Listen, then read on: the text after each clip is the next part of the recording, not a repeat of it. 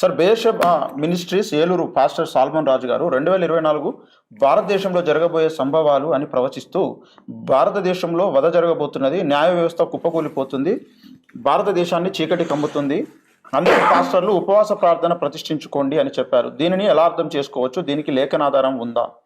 ప్రసాద్. ఇప్పుడు దానికి ఇది లేఖనాధారం ఎందుకు, దానికి ప్రవచనం ఎందుకండి? ఇప్పుడు కళ్ళ ముందు చూస్తూనే ఉన్నాం కదా, వధ జరుగుతుందంటే మణిపూర్లో జరిగింది ఏంటి కనిపించదా? దానికి మళ్ళీ లేఖనాధారము ప్రవచనము అవి అవసరం? కళ్ళ ముందే ఊచకోత కోస్తుంటే, కళ్ళ ముందే చర్చిల్లో జ్వరబడి కొడుతుంటే ఇంకా జరుగుతున్నది, దానికి మళ్ళీ లేఖనాధారం ఏంటి, వ్యాఖ్యానం ఏంటి? చర్చ మొదలు పెట్టకుండా అందరూ అర్జెంటుగా ఏకమై సంఘటితమై శాంతియుతంగా ప్రజాస్వామ్యబద్ధంగా రాజ్యాంగబద్ధంగా పోరాటం చేయాలి.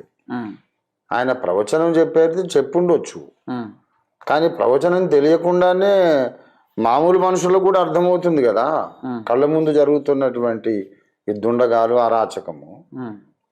దాని మీద మళ్ళీ మన వ్యాఖ్యానం ఏముంది? కళ్ళ ముందే ఊచకోత జరుగుతూ ఉంది, మనం ఏకం కావాలంతే. ఓకే.